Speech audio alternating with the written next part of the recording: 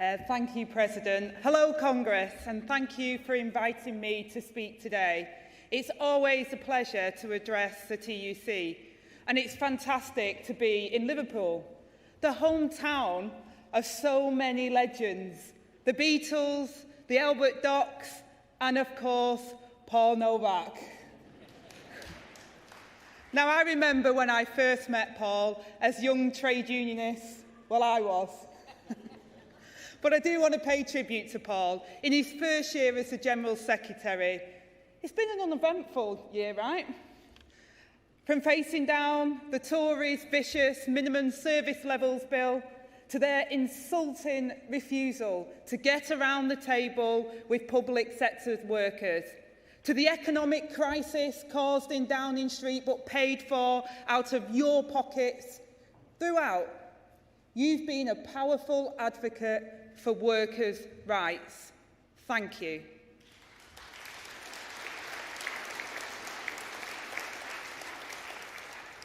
Congress, I come here with one message today, that the next Labour government will build an economy that works for working people, with a new deal for working people.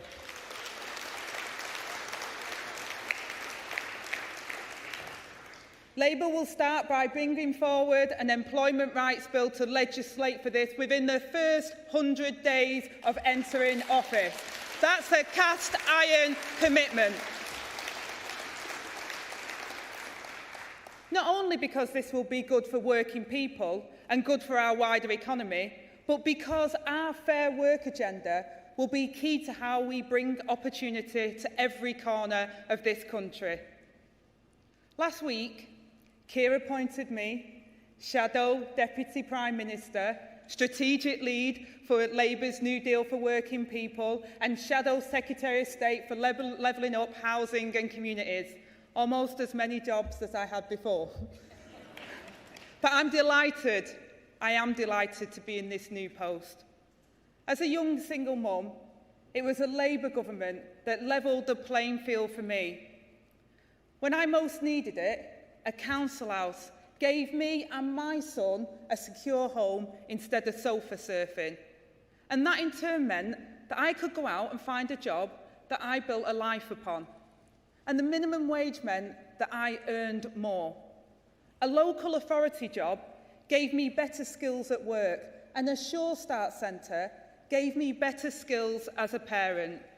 And joining a union changed my whole life.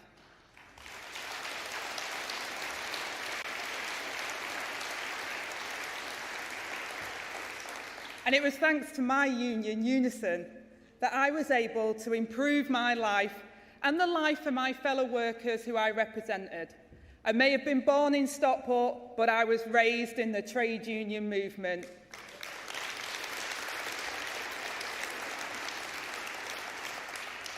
That kind of levelling up transformed my life and my prospects because it was done right.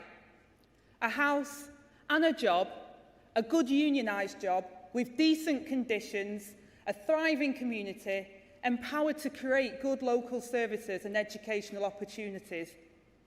These things were my lifeline, and they're what real levelling up means to me, what levelling up could have been and what it could still be. Good jobs and secure homes are the foundations of thriving lives and of a strong economy. True growth, which benefits all people in all places of Britain, is built on the pillars of decent jobs and secure housing. They were the pillars that I relied upon to get to where I am today. But Congress, those foundations I needed to improve my life and my community has instead been levelled down by the Tories, with house building and wages plummeting across the whole country. The government's agenda is a sham and a scam.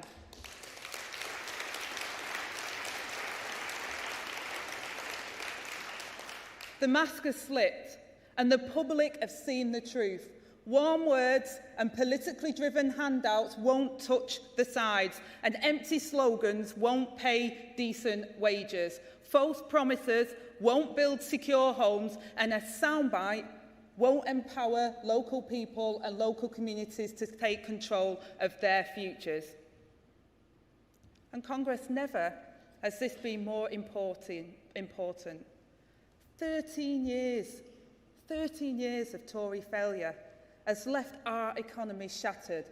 People are on the brink, with a cycle of insecure work, poor pay and grave conditions.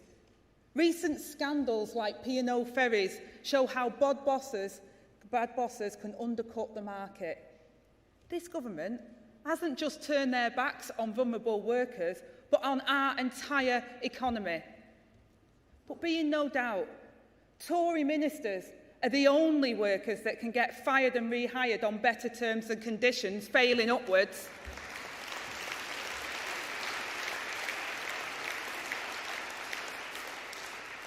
And all the while everyone else is pushed down, including you. For far too long, unions have had barriers put in their way to do your work, damaging industrial relations and worsening disputes. The Tories pushed through the 2016 Trade Union Act, preventing fair bargaining and holding back living standards. And this year, they gave us a minimum service levels bill, a spiteful and bitter attack that threatens nurses with the sack. And we know that going on strike is always the last resort, but it's a fundamental freedom that must be respected. So let me tell you loud and clear, Congress, the next Labour government will ask Parliament to repeal these anti-trade union laws within the first 100 days.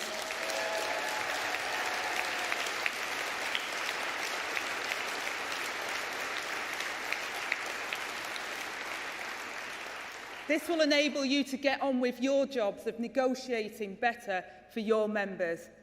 And I make no apologies that we will work hand in hand with the trade unions, as we will work with business to deliver a real partnership based on mutual respect, cooperation and negotiation.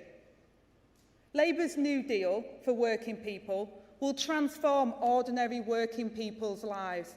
Work will finally pay.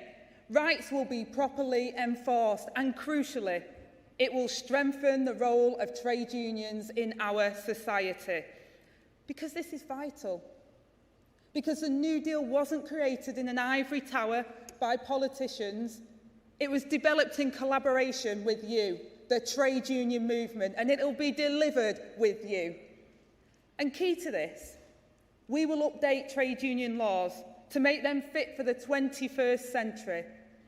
Because for too long, these have failed to keep up with the pace of the hard reality on the ground. Take the laws protecting reps and officials, which don't account for the technological advancements of the past 10 years. How our fragmented workplaces actually operate today, leaving you unprotected and exposed to harassment or the sack. Not just hampering your ability to properly represent and negotiate for your members, but ruining lives and livelihoods. I started on the shop floor, and I know how hard it is out there. The Consulting Association scandal that blacklisted thousands of union workers must never be allowed to happen again.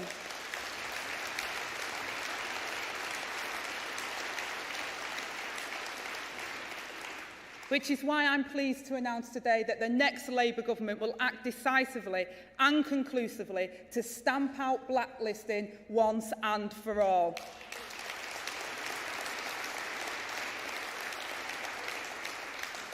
First, we'll update regulations to outlaw the use of predictive technologies for blacklisting and safeguard against singling out workers for mistreatment or the sack without any evidence of human interaction.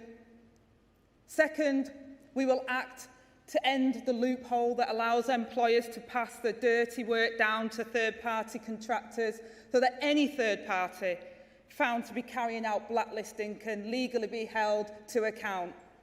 And third, we will give employment tribunals the power to order the destruction of any list, digital or not, to stop them being hidden or used again.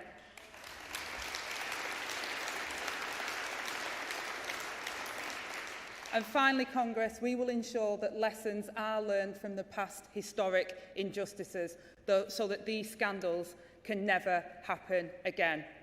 We will support a full investigation into the violent events at Orgreave.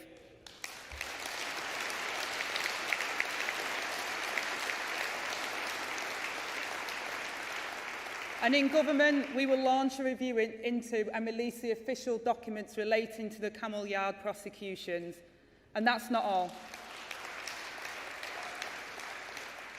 We will give trade unions a new legal, reasonable right to access workplaces, like your sister unions have in Australia, New Zealand, the Nordic states and more.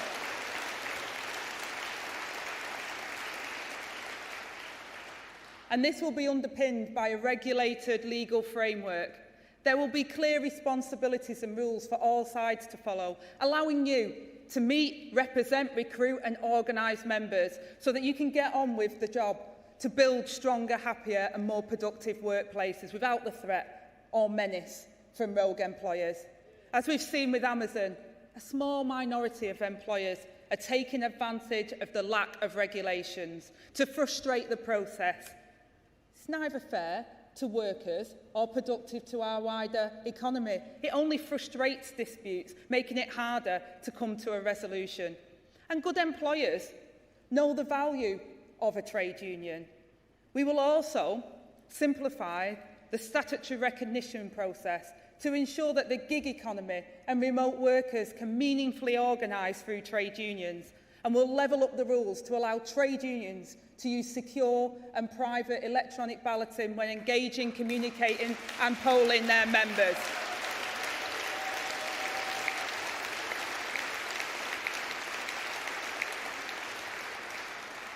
Including for workplace balance, but that's still not all, Congress.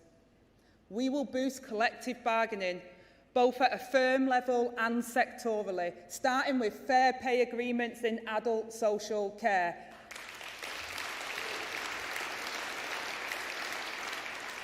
We will empower workers and trade unions that represent them and employers in sectors to negotiate fair pay terms and conditions like training, in-staff benefits and more.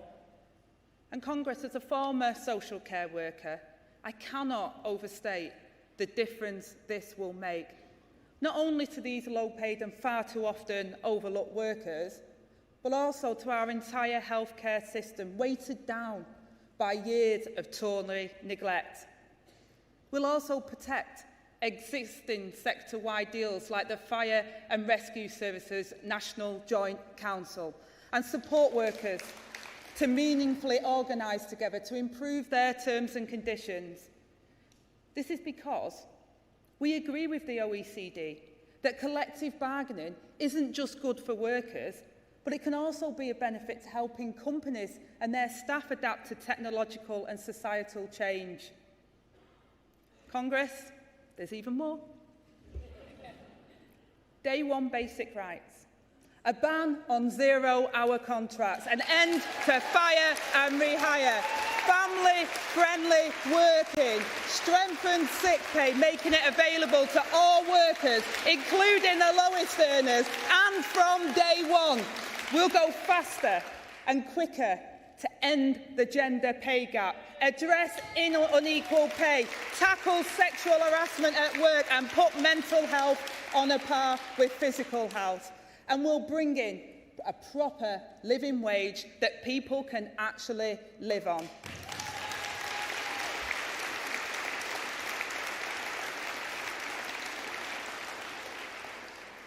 This isn't only good for workers, it's essential to growing the economy and raising living standards once more.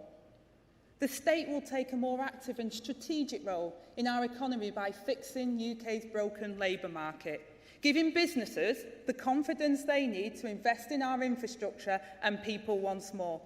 It's how we'll boost people's pay so that they have more money in their pockets to spend down their local high street, and how we'll turn the Tories' failure on productivity on its head. Because a healthier, happier and motivated workforce is good for the bottom line. And make no mistake, this agenda is good for workers, our economy and for business. Labour has a comprehensive plan to create good jobs across the entire country and raise living standards, all through our New Deal for working people. Alongside decent work, Labour has a plan to fix the housing crisis by building more homes. Homes that people can afford to live in, with a priority given to local people. And yes, that means building more council housing.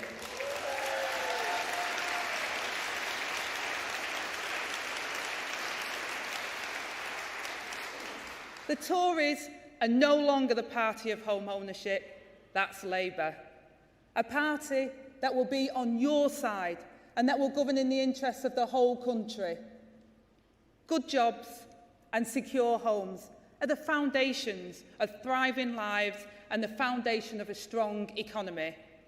True growth that benefits all people. So now, Congress, the battle for the general election is getting started.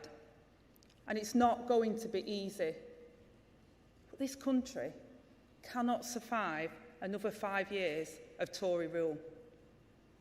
Ask yourself, what will be left? There's no doubt that Labour has to win. But to get this victory, we have to come together, stand together, and campaign side by side. And we need your help. Congress, I need your help to get the word out about the New Deal for working people. This is our platform, to make Britain work for working people again. That's what's at stake. That's what our shared future can be. So Congress, join me and let's fight for it together. Thank you.